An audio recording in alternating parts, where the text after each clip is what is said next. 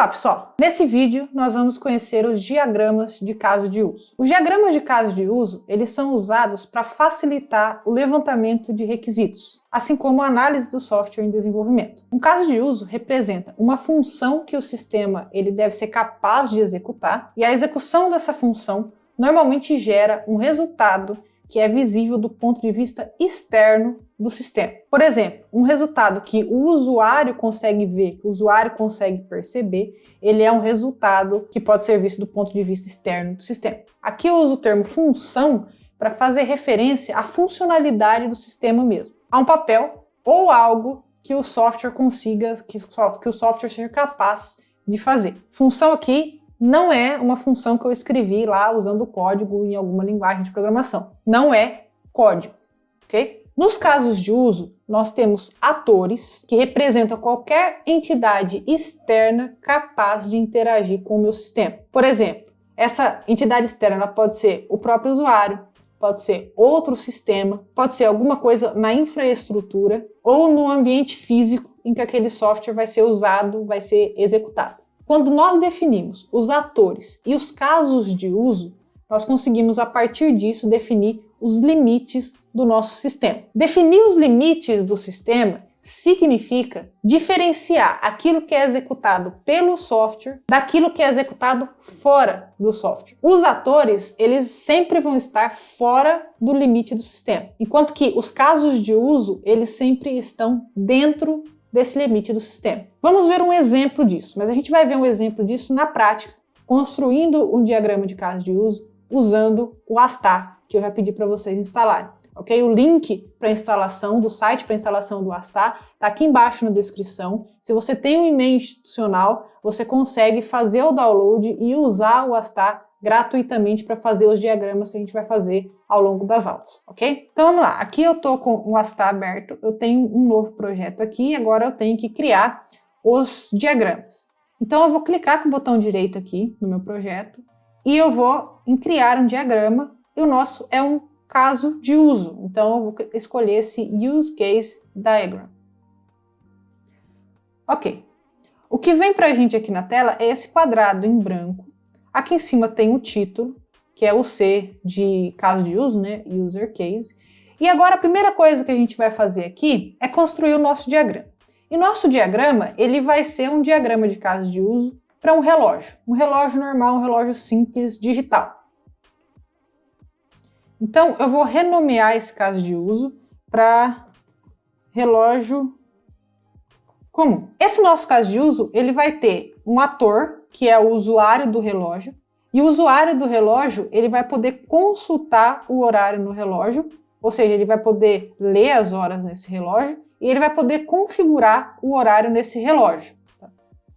Então, por isso que esse nosso caso de uso aqui, ele vai servir para um relógio comum, e ele vai ser um caso de uso para configurar o horário. Então, eu vou até mudar o nome aqui, ao invés de relógio comum, eu vou colocar configurar relógio, que é, na verdade, para que vai ser o nosso caso de uso. Então, eu falei que vai ter um ator. Então, a primeira coisa que eu vou colocar aqui vai ser o primeiro ator que a gente já conhece, que é o usuário do relógio.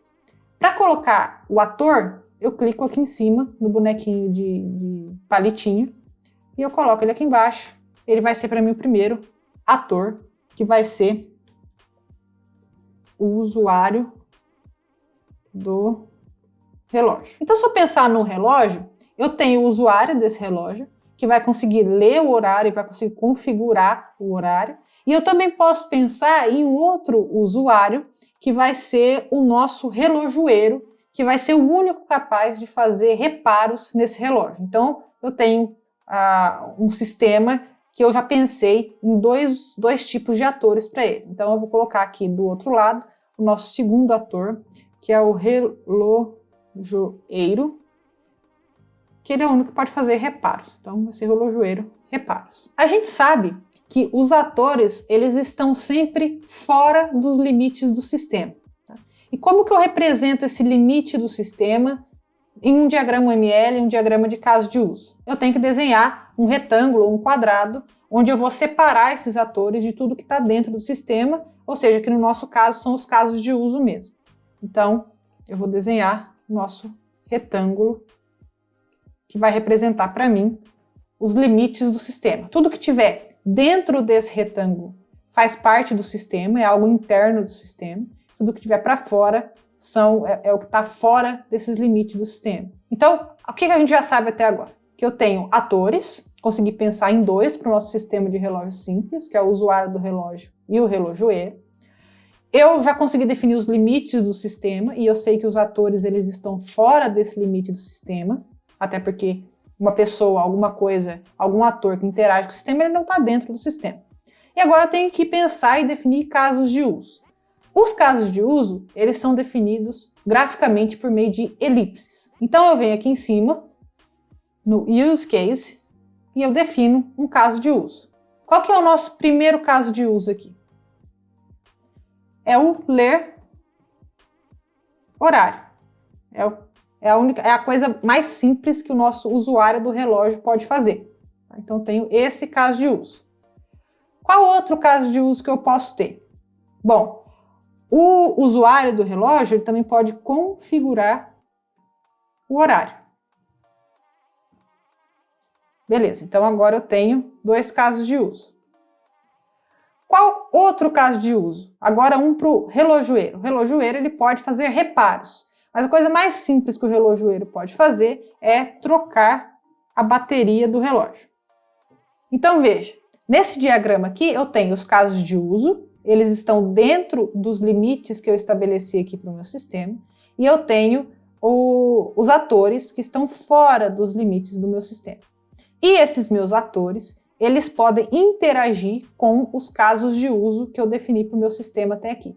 Como que eu mostro que esses atores podem interagir com o caso de uso? Basta eu sinalizar essa interação por meio de uma linha. Então, eu escolho a linha aqui de relacionamento, se eu colocar o mouse em cima vai aparecer para mim Association, que é de associação, e aí eu posso associar o usuário do relógio ao caso de uso ler horário. Eu também posso associar o usuário do relógio a configurar o relógio e eu posso associar o relojoeiro a trocar a bateria. Perceba que esses casos de uso que eu criei aqui são as principais funcionalidades que o nosso relógio simples vai ter. Esses atores é tudo que está fora do meu sistema, que não é criado por um programador, mas que vai conseguir interagir de algum modo com aquilo que eu estou criando, com as funcionalidades, com o sistema que está sendo desenvolvido. Veja que, obviamente, todas as funcionalidades estão dentro do limite do meu sistema, e tudo que é externo, mas que vai interagir com o meu sistema, está fora dos limites do sistema.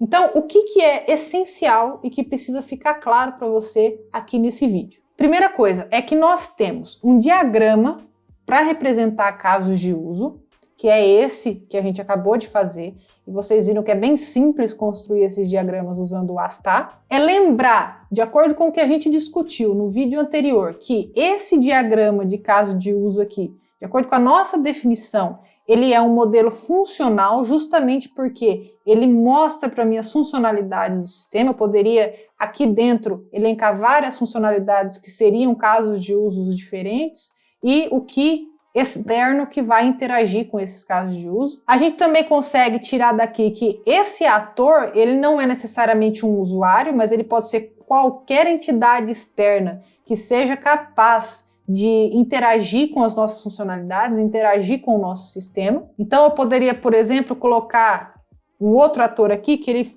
fosse, por exemplo, alguma API X que vai interagir com o nosso sistema, ou algum hardware X que vai interagir com o nosso sistema, tá? Então não é necessariamente um usuário, uma pessoa. Eu espero que você tenha entendido. Se você gostou, deixa aqui o seu like. Não esquece de se inscrever no canal para não perder nenhum dos próximos vídeos. E também faça o download do programa com o link na descrição e tente criar esse diagrama que a gente acabou de fazer.